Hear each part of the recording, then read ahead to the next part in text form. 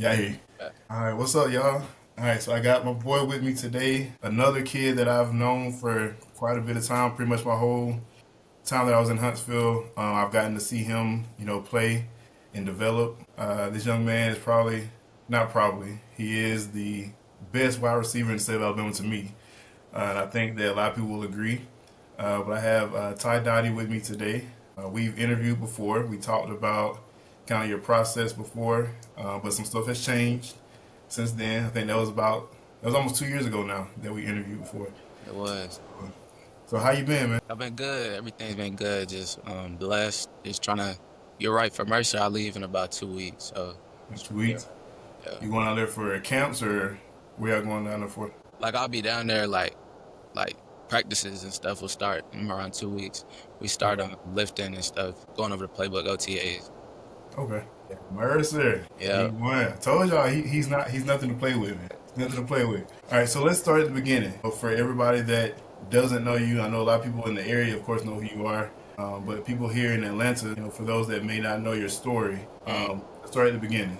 When you first started playing football, how old were you when that happened? I think I was like 5, 6, honestly. I started off with Athens football, and then as I grew up, my dad coached Madison Academy, so I played with Madison Academy throughout my little league, throughout the whole little league. And then middle school came. At Madison Academy, I was running back. Middle school came, they switched me to receiver, and Okay. played receiver my whole middle school career. In the freshman year, he called me at the end of my eighth grade season, and he was like, he wanted me to move to safety, play varsity safety. So freshman Yeah. year, I moved to safety. I got in some varsity games when we was up, but I wasn't starting or anything. So my sophomore year, yeah, he had he had talked to the coaches like we need to move him back to receiver. So sophomore year, moved back to receiver. Had a good season. Junior year, had a good season. This past season was a good season Yeah. at receiver, so I was blessed. I remember when you got in. I think it was against Sparkman. You had a catch against Sparkman that a lot You of talking people were about talking about. you talking about my sophomore year? Yeah. Yeah. Was that the catch that kind of put you on the map? I say so. That was like my first bigger game. Yeah, Yeah, I remember that. I was like, man. I was like, see, now he's arriving. yeah. So did you play any other sports besides football when you were coming up? Yeah, I played baseball, basketball, soccer, and then in high school I did track. So do you think they helped with like your coordination, so like that, playing all those different sports? Yeah, definitely. And I think when I was like real little, I was even in gymnastics for a little bit, which is like kind of crazy, but it definitely helped me with like my coordination and stuff. And I'm sure that helped with flexibility too, Yeah. gymnastics. So you get in high school. When did you start kind of getting into the recruitment aspect of football? I'd say like eighth grade year, I started going to camps and stuff like that. But when coaches really started talking to me was after my sophomore year. Coaches was like inviting me to camps and everything like that.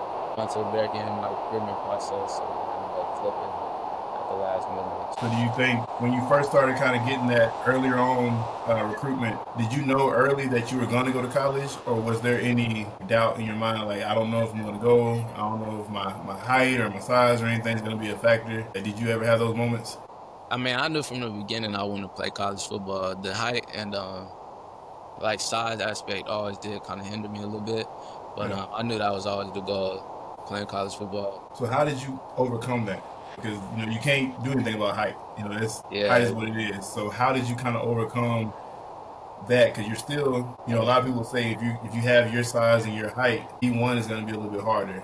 So yeah. they start looking at other opportunities. How did you kind of overcome that aspect? I mean, you got to do all the little things right. If you don't got like the height aspect, you got to run good routes, make plays when the ball's in your hands. And luckily, God blessed me with the ability to be able to do that. And so I feel like I did that well, and that was a big selling point for me when I Yeah. was talking to coaches and things like that. So you think your off field work, the weight room, all the training that you do, you think that plays a factor as well? Yeah, definitely, yeah. Any if you go on D1, like all D1 players, you gotta have a certain work ethic about you. You gotta be like something you really want to do. Yeah. Of course, there's the freaks and anomalies, but really, you gotta work. You really gotta work. So did you sacrifice a lot? Was there a lot of things that you had to sacrifice in order to, put those hours in? I seen you all the time. I see you was at the field. You're always doing something football related.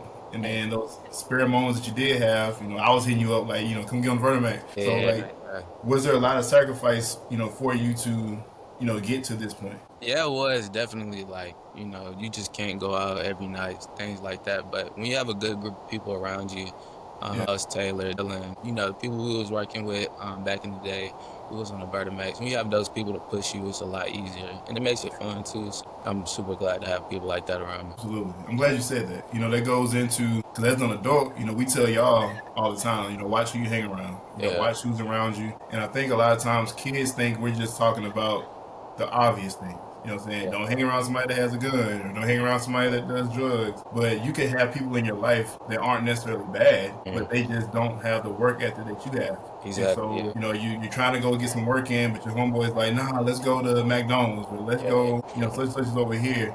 So having that circle around you, in the group you have, they all are trying to do the same thing. You know what Yeah, I'm saying? yeah, you definitely So, got to keep like-minded people around you for yeah. sure. Birds of a feather flock together is what they say. So, Exactly. so if one is flying, you got to have other people that have wings as well. So you commit to Air Force at first. That's a big splash. Everybody's talking about it. What makes you decide to go with Mercer? So I like everything about Air Force. This Colorado Springs, it was super pretty. Coaching staff, love Coach Tim. It was really just like the service aspect that kind of like deterred me away from it. So I want to end up going to medical school. So like we was just hearing stories of people like not being able to go to medical school directly after undergrad of serving Germany. Right. They'll get deployed somewhere. So like that was kind of the turning point for me. Mercer had been there the whole time. I love their coaching staff. I love them. They just got a new coaching staff last year. You Yeah. know, so like just even through that time, me and the receiver coach takes all the time. We got really close. I love the staff and just the type of program they're building. They're really good people and they're God-driven people with supportive messing with players. I love the facilities, campus. That's really went into my decision. So was that decision hard for you? Or was there a lot of thought that went into making that decision? Yeah, I prayed on it for a while. It's easily the hardest decision like I've ever. And like you hear people talking about that, like yeah, college can be like that's where real problems come up. Like when I really Yeah. have to like decide. Yeah, that was definitely a hard decision. I was talking about it with my parents for weeks. I mean, college is definitely is where you become a man. When Yeah, you get done with college, you'll be 22, 23. yeah, Come done with undergrad, so you're a young man at that point. So where you go, it matters. So yeah, that's gonna be the first time you're without your parents. So your coaching staff is gonna matter because for the first, I say first. Honestly, I'll tell you this. I'll say for the whole experience, your whole undergrad career, your coaches are like your parents at college. You know what I'm saying? yeah, They're the people that you go to when you need. And I say take advantage of that. yeah, Don't think that you're too grown to ask for help. Don't think you're too grown to talk to those coaches. Let them know who you are because the more they invest in you, the further you're gonna go. yeah, Because once it's time for combines, I know you want to go to medical school, but if the combine comes around for and you sure. excel in it, what I'm saying? That's an opportunity right there as well. And that comes when your coaches are constantly putting your name out there. You Yeah. know, Mhm. so that's good that you prayed about it. Your parents were involved in the decision. So you went down to Mercer. What made you fall in love with Mercer itself? Like when you were kind of going back and forth. I know the aspect of serving was a con for you. So what made Mercer the decision instead of other schools? 'Cause I know you had other schools as well. Sanford. So you want to like go somewhere that's like kind of all in with you, and sometimes I didn't get those vibes from Sanford. That I still love. I'm still super grateful for the opportunity it gave me, but I Yeah. feel like Mercer just from a like we want you aspect. I feel like they kind of wanted me the most, and that's kind of important to me. Just that mutual kind of want for each other. That was a big thing for me. Mercer also has a medical school, so Right. that was a pro for me.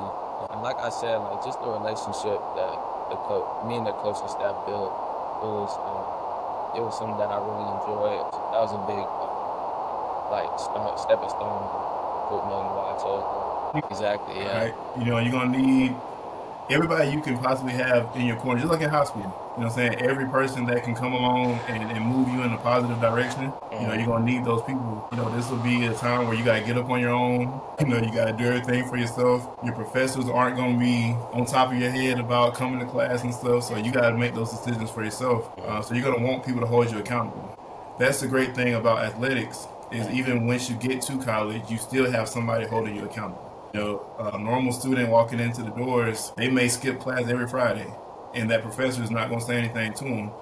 You skip a class on Friday, your coach going to get an alert, and he on you. So it's always good to have that accountability, even once you start getting older, because it's life. You get to a point where it's like, man, I'm tired. I can just sleep in, but then your coach gonna be on your butt, so you're like, let me go ahead and get up and get to the class. So that's good. They have a medical school. What type of medicine do you want to go into? I'm not like 100% sure right now, but I think orthopedics would be cool, working with athletes. Okay. That's kind of where I'm leaning. So you want to do like surgeries, or do you want to do more like physical therapy? I like to do surgery. Yeah. Surgery's nice. Okay. All right. So tell me a little bit more. So if you had to talk to a group of students, a group of freshmen, they're just beginning high school, their eyes are wide open, they think they got forever to go. So they're kind of on the fence as far as how hard they want to put in work. What would you tell that group of students? These like athletes or just like anybody? Well, athletes first, and then if the message is different, then we'll talk to the non-athlete. For athletes, my biggest thing that like hindered me was my 40, and so if I could go back, I would start doing track like as early as possible. Because now like you see linemen even running these crazy times. Coaches is looking for these crazy times. So I would definitely say like run track as early as you can and get those times down. 40 was straight, but like I was just going out there for fun doing track, and so I was running 100, and I ran like an 11.5, and so like I know I'm faster than on the field, but like in track it's foreign too. Like you have to have it's different. Like it's track speed different, and so I would say run track and like stick to it, and then I'd say academics is big. You can't go anywhere, so I'd say it's literally student athlete. You gotta put your grades first. And like just the peace you have behind knowing if you get injured or something crazy happens, I can fall back on it because I've been. So I would say those two things are big. Of course, have a good work ethic. Everybody wants to go to the next level. Everybody wants to be D1 or just next level in general. JUCO, anywhere is a blessing, any opportunity. And so you gotta work for it. You gotta really want it. It gotta be something that's a part of your debit. So those are the three things I'd say for athletes. So if they're not an athlete, what would you say? Because non-athletics, it means they still may want to become doctors and lawyers and things like that. So what would you say to them, as a freshman just starting high school? This is for athletes as well, but keep God first. You gotta keep God first, and let everything you do flow through Him, flow from Him. I'd say like for me, if I could go back from the academic side, I would try to figure out what I want to do earlier, because you can really like build your schedule and the classes you take around that. For me, I wasn't able to apply to like some early medical school programs because I had to have a certain score on my math ACT, and like I didn't even know that. Like if I would have focused on my math ACT, so, like just stuff like that. Like kind of have goals and then like far goals, and then you can start doing the things now to like work towards those goals. I'd say like connections are big. Like it's high school, just try to have fun, meet people, of course build your relationship with your family, take connections. That's really good advice. I'm thinking about myself. I know you saw me post on Snap yesterday. Myself, like if I go back to freshman year, how much would be different now? But knowing what I know now, how much I would have done differently, and not even from the aspect because I know people, when they look at it, they're like, well, maybe, we're not supposed to have fun, because we got to be so focused on this and so focused on that. You still want to have fun. You still want to make those connections because even when you get to college, you're going to have to be a well-rounded person in order to contribute to the team on and off the field. Nobody wants to be around somebody that's always so serious. But, you want to also, like you said, you want to know certain things. You want to know that, hey, I need to make a certain score on my math if I want to do this. Or if I don't know what I want to do, I need to make good scores in every section because I need to be able to go wherever I want to go. And you don't really think about that stuff as a freshman because you have so much longer left to go. You know what I'm saying? You're just getting out of middle school. I got 4 years of school left. I'm Exactly. not worried about that. I'll worry about that when I become a senior. Mhm. But as a senior, it's do or die. You Yes. know, so I think everybody starts to panic as a senior. They're like, where am I going to go? What am I going to do? And if you just build those milestones each year, you know, you Mhm. set goals every year, and academically, you just stay on top. You know, you don't have to worry if you're on top of it academically. So I think that's really good advice, you know, for kids to have fun, but also be strategic.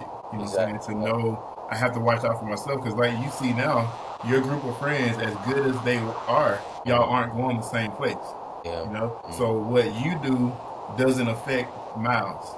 So I'm Mhm. saying, you know, Yeah. if I decides he wants to go out and do something reckless, Miles doesn't have to pull his scholarship, and Mhm. vice versa. If Miles decides, you know what, I don't want to go to school anymore, that doesn't mean Ty loses his scholarship. So you have to set yourself up individually and then know to have the right people around you that understand, like, hey, sometimes we can't be together, we can't hang out, but sometimes we can.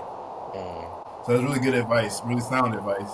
You know, I think that's a very mature way of thinking, and I'm sure that comes in retrospect. I'm pretty sure, like you said, if you could do some stuff over, you Yeah. probably would have did something different. But Mhm. you know, that's part of life, though, and that's why I do stuff like this because kids like you who do make it to the other side, it's important to know like you didn't always have this lined up. You know, Yeah. you look at a kid like you, or you look at the Caleb Popes of the world, and you're like, well, dang, they just got everything handed to them, or oh, dang, they were always going to be D1. Yeah. But there's a work and there's a sacrifice that people don't notice. You know, they don't see. You know, we look like you said, the Vertimat sessions. Y'all's group came, there was nobody else there. You know, it's Exactly. not a packed out session. There's not 15 kids in there. You Mhm. know, I'm lucky to have 4 people that week outside of y'all, you know, so that shows you that dedication like that isn't normal, you know, Mhm. and that's not something that your parents can make you do once you get to a certain age. So it's either you want it or you don't. So how do your parents feel? I know they are definitely proud. How is it feeling now that you know we're 2 weeks out? You know, is it kind of sinking in that you're about to be out of the house? You can kind of tell they acting a little different, like a little Yeah. nice. Um, but I think they're happy that.